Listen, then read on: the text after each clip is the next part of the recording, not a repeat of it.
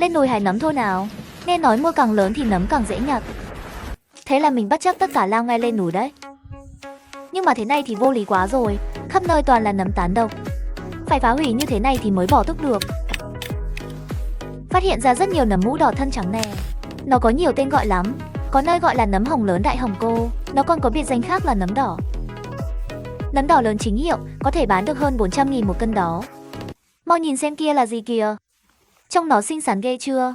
Nhưng rất tiếc, đây lại là một cây nấm có độc. Trên mặt đất lại phát hiện thêm rất nhiều nấm gan bò da hổ. Tiện tay hái một cái là được cả nắm. Đúng là vô tình lạc vào thiên đường nấm rồi. Xem ra hôm nay lại là một ngày thu hoạch đầy áp rồi đây. Đây là nấm gan bò màu cam vàng. Bên cạnh cây này cũng là một cây nấm dây da siêu mập mạp nè. Mấy loại nhìn mũ mĩm như thế này chính là nấm tán độc màu vàng nhạt cực độc đó. Ăn vào là lên thiên đàng luôn đấy. Loại trên mặt đất này nhìn một cái là biết không ăn được rồi. Loại này là nấm dùng làm thuốc.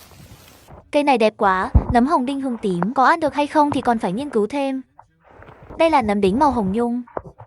Cũng được ghi chép là có thể ăn được, nhưng nói chung là mình không dám ăn đâu. Nào ngoan ngoãn theo mình về nhà nhé. Đây là nấm gan bò. Cây này siêu to mập mạp luôn đấy chứ. Đây cũng là nấm gan bò nè. Nấm gan bò thịt vàng. Vị của nó ngọt thanh lắm. Mình hay gọi nó là nấm vàng cao nguyên. Cây này trông đen thù lùi. Nhìn giao diện có vẻ không được lành tính lắm nhỉ. Mình gọi nó là nấm gan bò hắc vương. Đồng trên đất này nhìn qua cũng biết là có độc rồi, nhưng mình sẽ không tha cho chúng đâu. Lại một cây nấm gan bò hắc vương nữa. Cái giống này càng già càng xấu xí ha. Trời đất ơi, nấm sữa cây màu trắng hiếm gặp cực kỳ luôn. Loại này gây ngộ độc dạ dày ruột, vứt đi thôi. Cây nấm búp cực phẩm này nhìn đã mắt thật, thu hoạch luôn. Bên phải lại có một cây nữa nè. Đúng là đi đến đâu là không một cây nấm nào thoát được. Chúng ta cùng xem thử một bạn nữ khác. Hái được bao nhiêu rồi nhé? À, chỉ có vài cây thôi nhưng chất lượng đỉnh thật, bạn nhìn xem. Tốt thật đấy, cô con cây kia đâu? Là cây này đúng không? Đúng rồi. Cảm giác nhổ không lên luôn á. Dùng sức lên nào.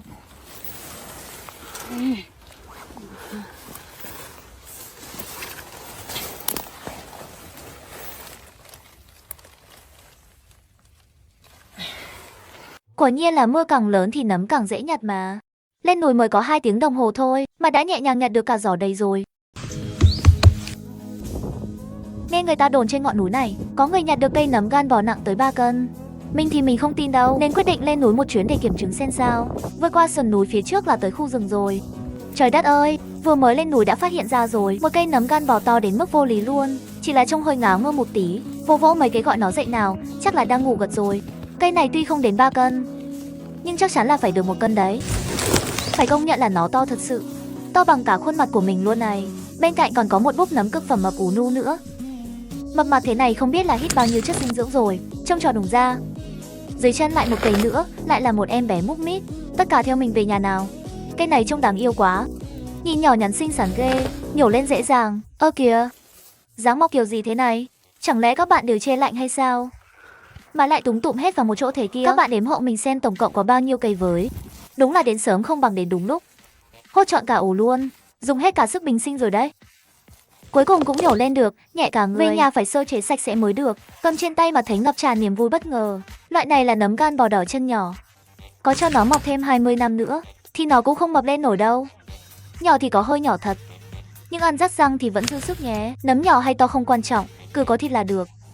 Phát hiện một cây vua độc nè. Nấm này tuy đẹp nhưng tuyệt đối không được ăn nhầm đâu. Nấm tán cực độc Amanita, ăn nhầm là sẽ bị loạn thần, đau đớn thấu xương tủy, đi cho ông bà ông vải ngay tại chỗ luôn đấy. Cây này là nấm cho, trông đẹp thực sự. Tất cả là nhờ đám rêu xung quanh làm nền cho nó đấy. Cây nấm hủy diệt đen thui lùi này, vỗ vỗ mấy cái cho nó khỏe mạnh nào. Bạn mỏng manh dễ vỡ quá vậy. Cây này là hồi xuân thảo, tên khoa học là nấm ngọc cầu, biệt danh là nấm hồi xuân, giúp tăng cường sinh lý cho đàn ông, còn phụ nữ thì bổ khí huyết. Người ta tâng bốc nó lên tận trời xanh luôn. Nó cũng chỉ là một loại thảo dược đông y mà thôi. Mau nhìn xem tình huống gì đây này. Tên nấm gan bò này đắc tội với thiên đình hay sao mà bị sét đánh toác ra làm đôi thế kia. Cảm giác bắt đầu thấy hơi quá sức rồi nha. Phải dùng hết sức mới nhổ nó lên được.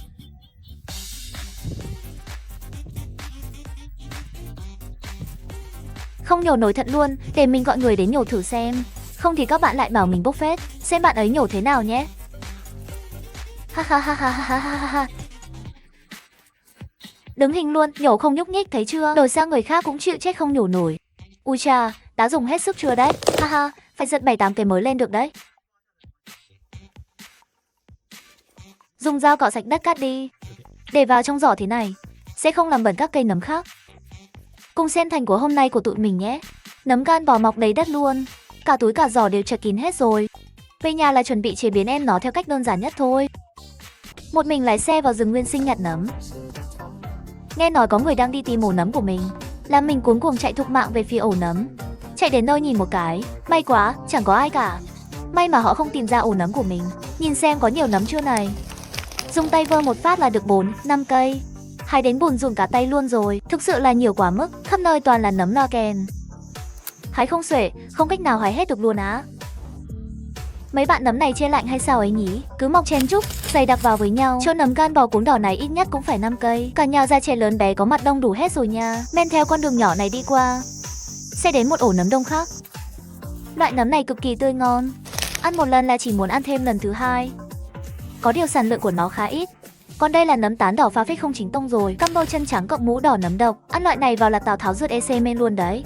Ai, cái này đúng là lạ lùng thật sự.